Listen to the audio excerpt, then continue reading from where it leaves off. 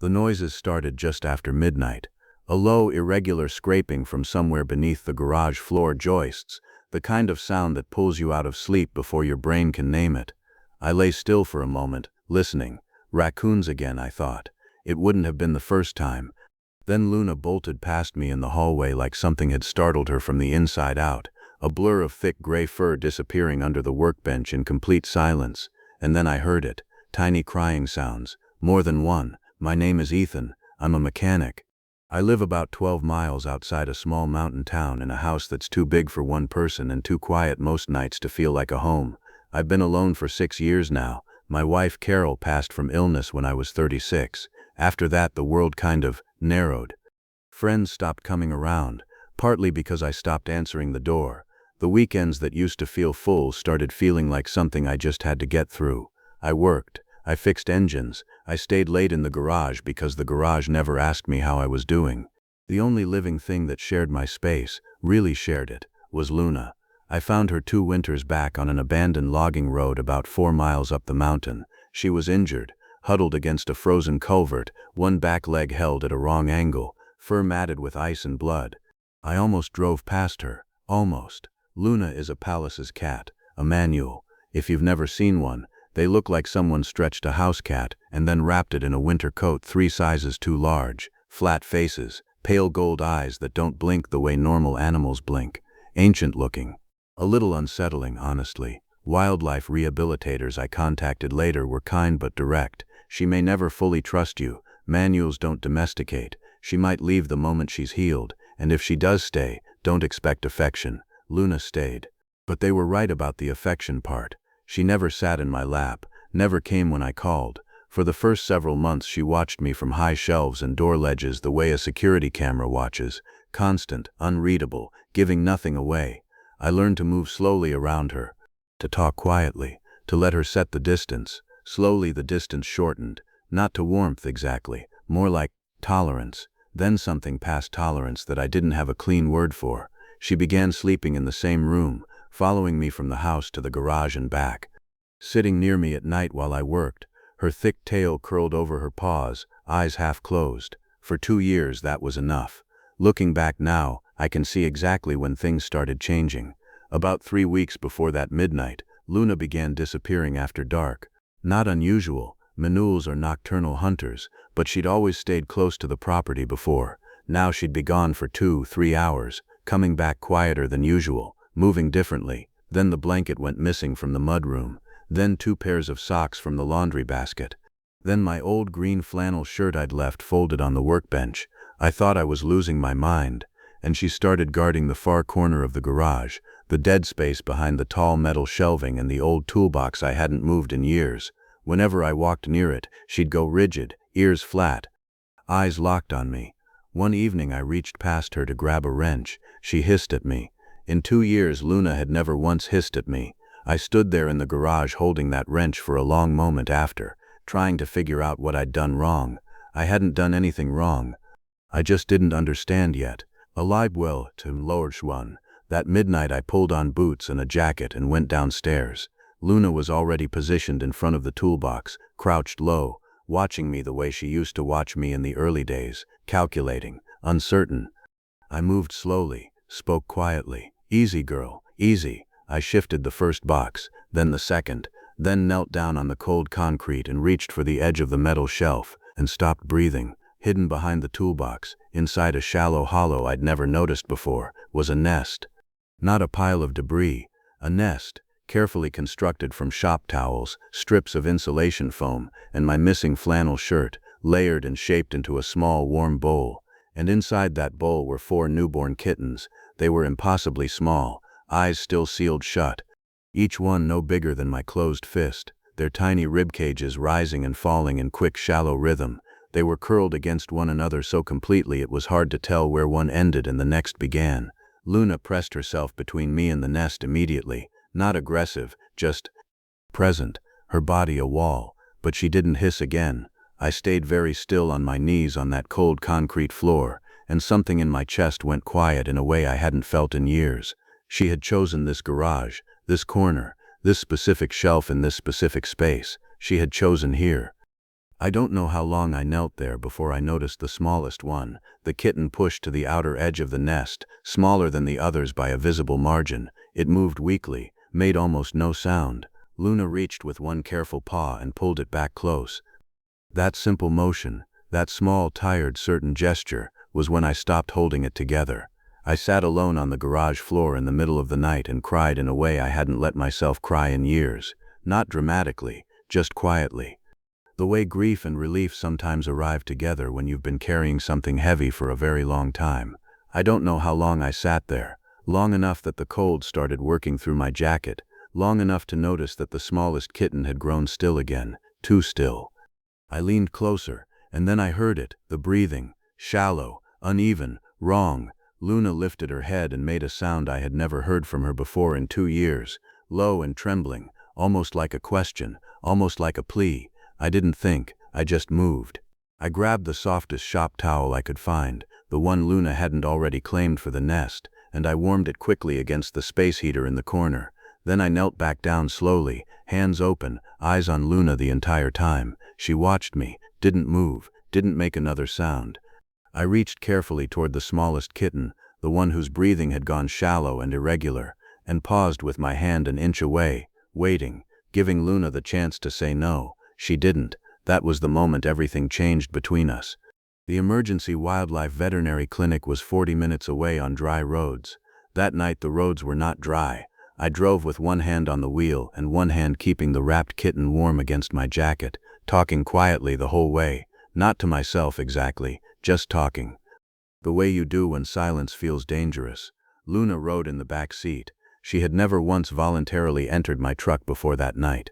But when I opened the rear door, she jumped in without hesitation and spent the entire drive pressed against the back of my seat, so close I could feel the faint heat of her through the fabric. She wasn't calm. Her eyes were wide. She paced the narrow seat, checked the bundle in my jacket every few minutes with her nose.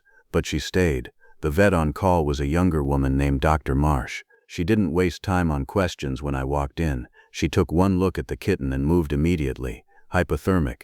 Probably the smallest of the litter. Runts in wild felid births often struggle the first 72 hours. She worked quietly and efficiently while I stood back near the wall and tried to keep my breathing steady. Luna sat beside me on the cold clinic floor, not touching me, but close enough that her shoulder was almost against my leg. Dr. Marsh glanced down at her once, then back at her work. "Is that a Manul?" "Yes." A pause. "Is she the mother?" "Yes." Another pause, longer this time. "And she rode here with you voluntarily?" I looked down at Luna. Luna looked straight ahead at the examination table. "Yeah," I said, "she did." Dr. Marsh didn't say anything after that, but something in her expression shifted, the particular look of someone who has worked with wild animals for years and just witnessed something that surprised them anyway. We drove home just before 4 in the morning. The kitten was alive, warming slowly. Dr. Marsh had shown me what to watch for over the next 24 hours and given me her direct number with instructions to call immediately if the breathing changed again. She also said something I kept turning over on the drive back. "She brought that kitten to you, not to a wildlife sanctuary, not to the woods, to you. Whatever trust looks like in a Pallas's cat, that's what you have." I didn't respond to that, but I didn't forget it either. The days that followed were unlike anything that garage had ever held before. I moved carefully and methodically, the way I approach a complicated engine repair. First priority was temperature. I repositioned the space heater, added a second one near the entrance, and checked the ambient warmth in that corner every few hours through the night. I found an old insulated dog crate I'd never used, and lined it with soft blankets, setting it beside the original nest as an option without forcing anything.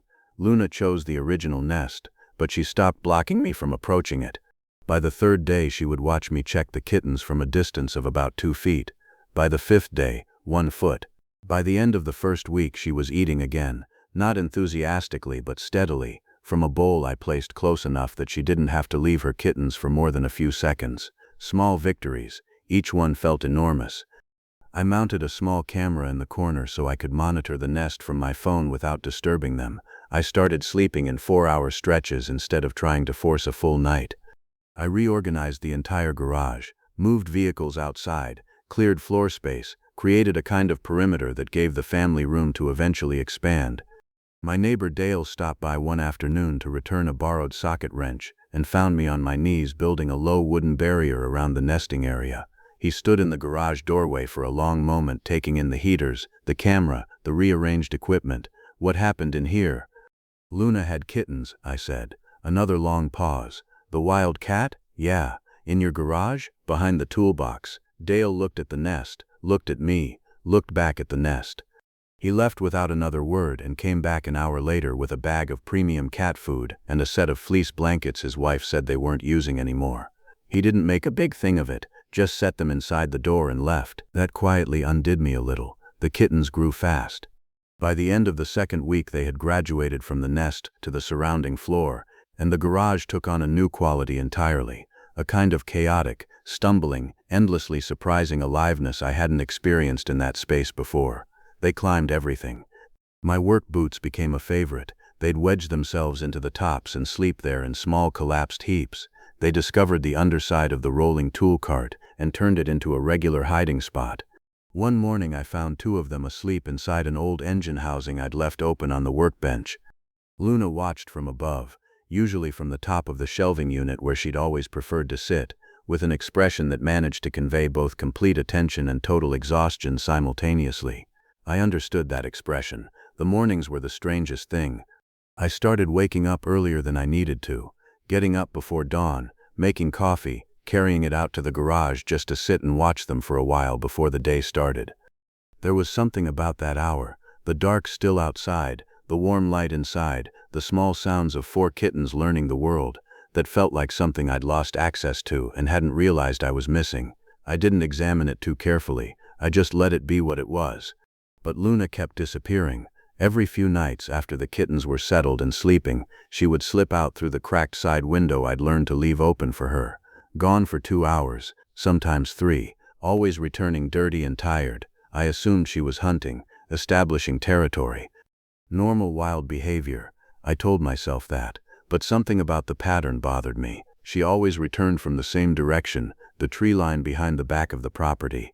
And when she came back she would go directly to the kittens, check each one carefully, then position herself facing that same direction for a long time before finally resting. Not like she'd been out hunting, like she'd been watching something. The night I decided to follow her was a Thursday. No particular reason. I'd been watching her slip out for 2 weeks, and something that evening, the way she paused at the window and looked back before leaving, made me pull on my jacket and boots and go after her. She moved through the dark like she was part of it. I followed as quietly as I could, using my phone's dim light only when I had to, staying back far enough that she wouldn't sense me directly behind her. She moved in a straight line through the trees, not hunting patterns, no circling, no pausing to scent, just moving with clear direction toward a specific destination. About a quarter mile in, she stopped. I stopped. And in the pale light filtering through the bare branches I saw what she'd been going to. 3 cage traps set along a natural game trail. Steel bait cages, heavy wire construction, the kind used for trapping larger animals. Beside the nearest one, pressed into the soft ground, were boot prints, fresh, multiple sets. I crouched in the dark for a long time after that, not moving, trying to understand the full shape of what I was looking at. Luna sat several feet from the nearest trap, completely still, watching it. She knew exactly what it was. She had known for weeks. She hadn't been out hunting at night. She had been out checking. And suddenly everything reordered itself in my mind. The careful hiding, the chosen corner, the defensive behavior in those early weeks before I even knew the kittens existed. She hadn't been hiding her family from the forest. She'd been hiding them from people. I called the county wildlife authority the following morning. They took the report seriously. Illegal trapping of protected species carries real consequences in this state. But the officer I spoke with was honest with me. A significant storm system was moving in over the next 48 hours. Response teams would be delayed. They'd get someone out as soon as conditions allowed. I thanked him and hung up and stood in the kitchen looking out at the tree line. Luna was watching it from the garage window. She'd been watching it all morning. That night the storm arrived exactly as forecast, heavy and fast, the kind that turns familiar roads into guesswork. I checked the camera feeds before bed. All 4 kittens sleeping. Luna positioned at the window. Rain driving hard against the garage siding. I went to sleep just after 11. At 2 in the morning the camera motion alert woke me up. I grabbed my phone in the dark. The garage camera showed Luna on her feet, facing the side door, every muscle in her body rigid. Then the feed from the exterior camera on the back of the house loaded. 2 figures, moving slow along the tree line with flashlights, sweeping the beams across the back of the property. I was already out of bed.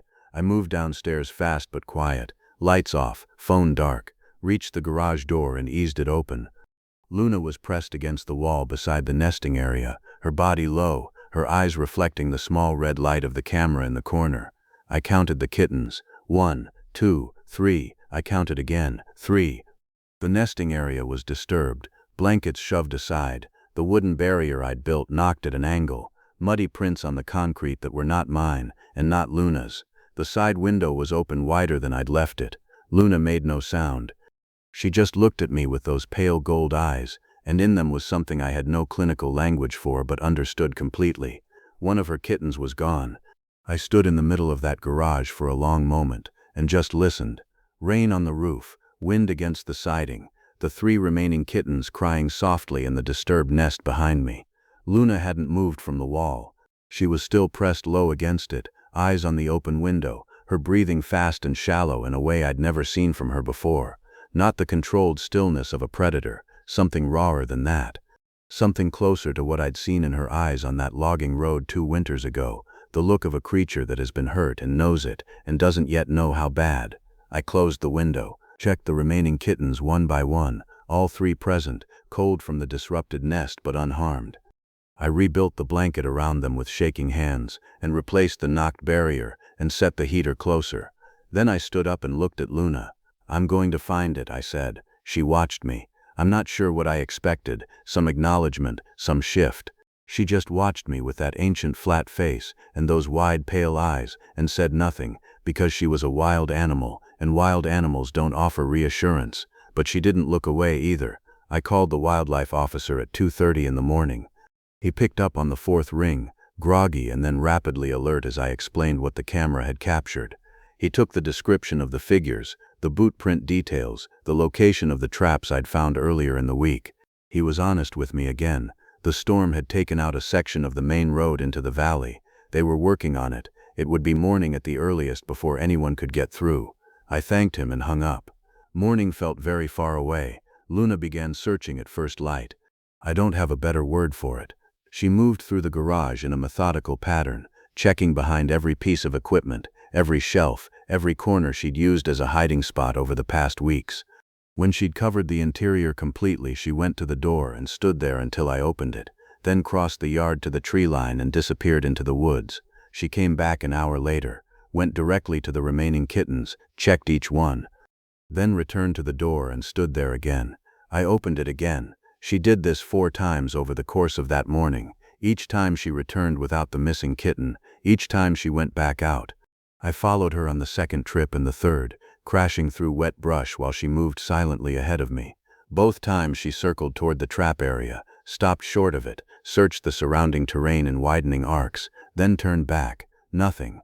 The storm eased by mid-afternoon, but the damage it left behind made the surrounding roads difficult and the logging trails nearly impassable. I drove them anyway, my truck slipping in the ruts, branches scraping the roof, stopping at every abandoned structure I knew of within a few miles. An old equipment shed off the main trail, a collapsed hunting blind, the shell of a building that used to be a small sawmill operation decades ago. Nothing. I came home after dark, sat in the garage with the 3 remaining kittens and Luna, and ate half a sandwich I didn't taste, and stared at the wall. Luna hadn't eaten since the night before. She sat facing the window, still watching. The wildlife officers arrived the following morning, 2 of them, plus a deputy from the county sheriff's department. They were thorough and efficient. They photographed the boot prints, the disturbed nesting area, the window, the trap locations I led them to in the woods. The deputy made calls. Pieces of a larger picture began assembling, a small operation that had apparently been active in the area for several months, targeting protected species, not just manuals but others. The lead officer, a man named Cooper, told me they had a direction to investigate. That was as specific as he could be. It wasn't specific enough. I nodded and thanked him and watched them drive back down my driveway and stood in the yard feeling completely hollow. That night I sat on the garage floor, not doing anything, not checking cameras or reorganizing blankets or making calls. Just sitting in the corner near the nesting area with the 3 kittens moving around me. One of them had taken to sleeping against my left boot, which it did now without hesitation, and Luna somewhere above me on the shelving unit. I was holding the small fleece square the missing kitten had always claimed as its specific sleeping spot, smaller than the others, always burrowing under it rather than on top. I'd washed it once, and Luna had spent 20 minutes re-scenting it before she seemed satisfied. I sat there holding it, and felt the particular weight of not knowing, which is its own kind of suffering, separate from grief, because grief at least has a shape. After a while I heard Luna move. She came down from the shelving unit slowly, crossed the floor, and stopped beside me, not on my lap, not pressing against me, just beside me, close enough that I could feel the warmth of her thick tail curled around her front paws, her eyes forward. We sat like that for a long time without either of us moving. I don't know how to explain what that meant. I'm not someone who reaches for large words easily, but something about that moment, a wild animal choosing, entirely of her own will, to sit beside a person in the dark, reached into a place in me that had been closed off for a long time. I didn't cry this time, I just sat with her. And somehow that was enough to keep moving. The call came on the 4th day.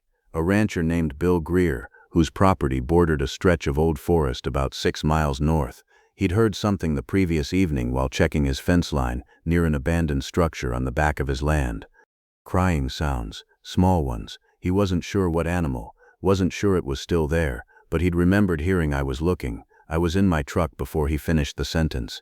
The structure was a collapsed cabin, one of dozens scattered through these mountains from logging operations that shut down generations ago. The roof had partially caved under the storm's snow load. One wall leaned at a precarious angle. The inside was dark and wet and smelled of rot and cold earth. I stood in the doorway and listened. Nothing.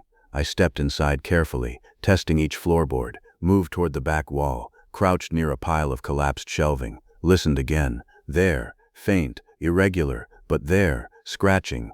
Then a sound so small I might have imagined it, except I'd been listening to that specific sound for weeks, and my ears had learned its exact shape. I moved 2 boards aside, and found it beneath them, an old wire cage, the kind used for transporting animals, covered with a rotting tarp. The latch was the simple sliding type. I had it open in seconds. The kitten was alive, barely, curled in the far corner of the cage, matted and cold and trembling continuously. One eye partially open, registering me with a dull, unfocused quality that scared me more than any specific injury would have. I wrapped it inside my jacket against my chest and stood up. Above me, a section of the roof shifted with a sound like a slow exhale. I walked out fast without looking back. Behind me, the front section of the roof came down. I drove home faster than was safe on those roads, and I don't regret it. Luna was at the garage door when I pulled in. I don't know how she knew. I don't have an explanation for that, and I've stopped trying to find one. She was simply there, positioned in the doorway, watching me cross the yard. I knelt down and opened my jacket. What happened next I have replayed in my mind many times since. Luna stepped forward and lowered her nose to the kitten, held still for a moment, then began licking it, fast, thorough, continuous, the way she had cleaned each of them in those first hours after birth. The kitten made a small sound, moved weakly toward her. She pulled it close with one careful paw. The 3 other kittens crowded in from behind her, pressing close, a small silent huddle around the returned one. The garage was completely quiet, except for the soft sounds of that reunion. I sat down on the cold floor and pressed the back of my hand against my mouth and held it together for exactly as long as I could, which was not very long at all. The poaching operation was dismantled over the following 2 weeks. 3 individuals were charged. Cooper called me with the update, and I thanked him and stood in the yard for a while after hanging up, looking at the tree line that had felt threatening for so long and letting it just be trees again. Luna watched from the garage window. But then came the conversation I'd been quietly dreading since the beginning. Cooper came by in person, which told me before he spoke that it wasn't a simple update. He sat at my kitchen table with a cup of coffee he barely touched and explained carefully what I already knew somewhere underneath everything, had known since the night I found 4 newborn kittens behind a toolbox. The kittens were growing. In another few months they would be approaching independence. Pallas's cats are listed as a protected near-threatened species. Keeping them long-term without proper permits and facilities wasn't legal and wasn't right for the animals. Wildlife rehabilitation specialists were available. There were protected release programs, good ones. He was kind about it, direct and kind simultaneously, which is a harder combination than it sounds. I nodded through most of it. After he left, I went to the garage and sat with them for a long time, all 4 kittens sprawling across the floor in the particular loose-limbed way they slept now, legs extended, completely trusting the space around them, Luna above, watching. I looked at them and understood something clearly and painfully. The kindest thing and the hardest thing were the same thing. That night, late, I was sitting near the workbench when movement caught my eye. Luna had come down from the shelving unit. She crossed to the smallest kitten, the one I'd driven through a storm to save, the one I'd carried home inside my jacket from a collapsing cabin, and picked it up gently by the scruff. She carried it slowly toward the garage door, which stood open a few inches to the cool night air. I watched her reach it, watched her pause in the rectangle of dark beyond the threshold. Every muscle in my body went still. Please, I thought, not yet. She stood in the doorway for a long moment. The night was quiet, cold, a few stars showing between the clouds, and then Luna turned around. She walked back inside, crossed the garage floor slowly, set the kitten down in the center of the nest, looked at it for a moment to confirm it had settled, then turned and looked at me. Not through me, the way wild animals sometimes look, that 1,000-yard focus that passes over you like you're part of the landscape. She looked at me, directly, with those pale gold eyes that had watched me from shelves and doorways and the back seat of my truck in the rain.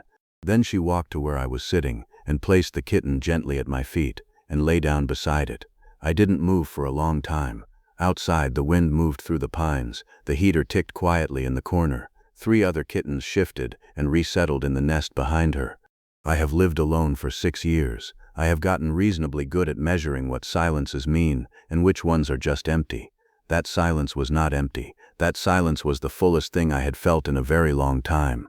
I reached down slowly, let my hand rest near her without touching. She didn't move away. Spring came gradually the way it does at elevation, not arriving so much as slowly winning an argument with winter. The snow retreated up the mountain in stages. The mud season arrived and then began to dry. The days stretched longer and the tree line behind the property turned from gray to pale green to something richer. The kittens changed with the season. They had always been quick and curious, but now that energy had direction. They climbed the big spruce at the corner of the yard with a seriousness that was different from play, testing grip, judging distances, learning the specific language of bark and branch. They chased things in the tall grass along the fence line and came back with the focused quiet of animals beginning to understand what they were built for. I watched all of it. I also called Cooper back. We worked out an arrangement over several weeks. Him, me, a wildlife rehabilitation specialist named Patricia who drove up from the city twice and walked the property with a clipboard and a measuring tape and an opinion about everything, which I came to appreciate even when it frustrated me. The plan we landed on was practical and carefully considered.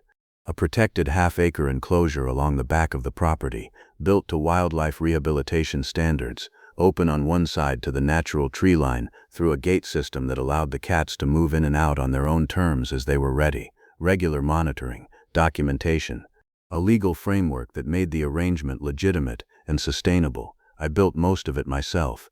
Dale came over 3 weekends in a row and helped without being asked. His wife sent food both times, enough for several meals, left in containers on the porch with no note. Just the food, quietly, the way people in small communities sometimes express things they don't have words for. The first time I opened the gate, a Tuesday morning in late April, unremarkable weather, the kind of day nothing seems to choose for significant events. 3 of the 4 kittens walked through it within the hour. The smallest one sat at the threshold for almost 20 minutes.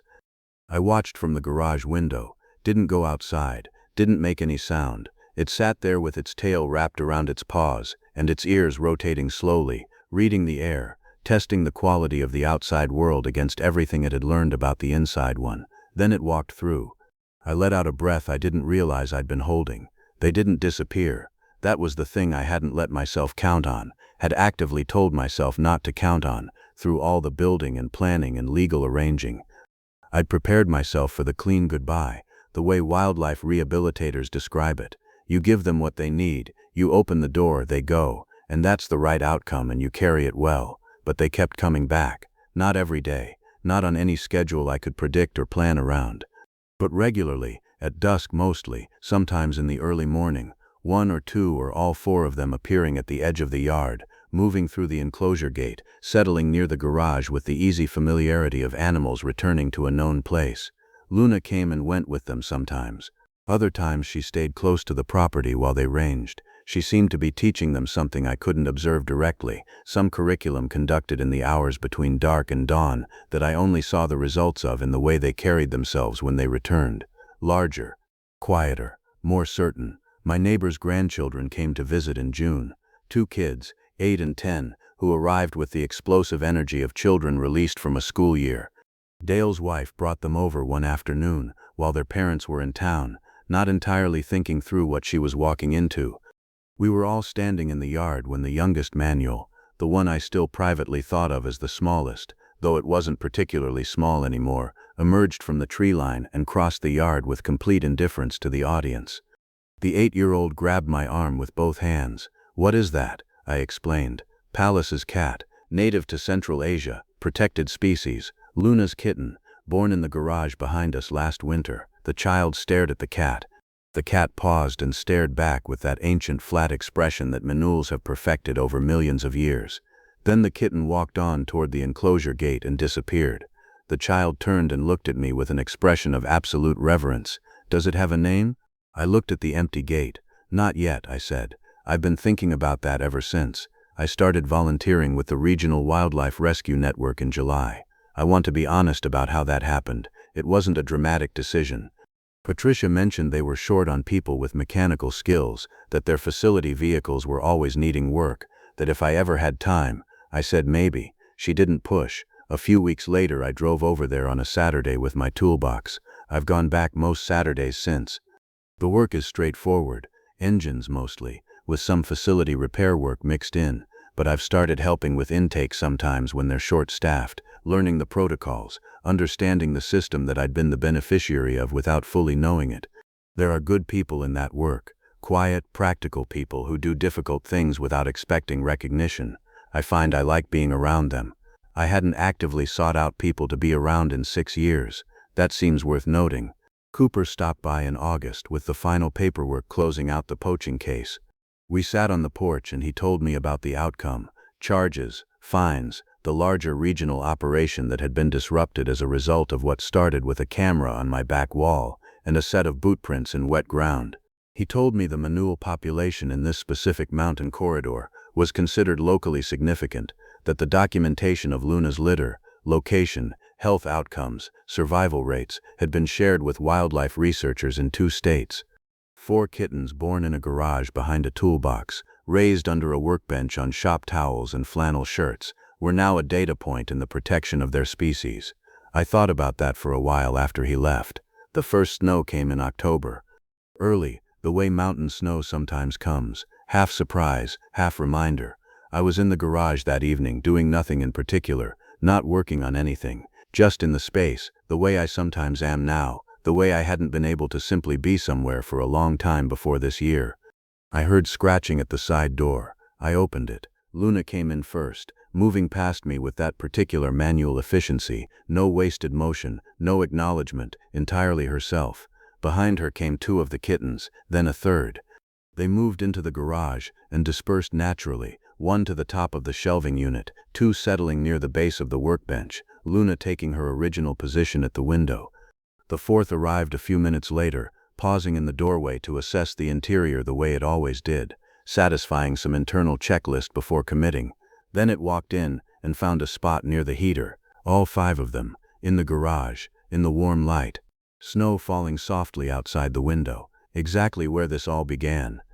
I turned off the overhead light and left just the work lamp on, the old one, the one that's been hanging on that wall since before Carol died, casting its particular yellow warmth across the tools and the concrete floor and the quiet animals settled around the space. I sat down in the corner.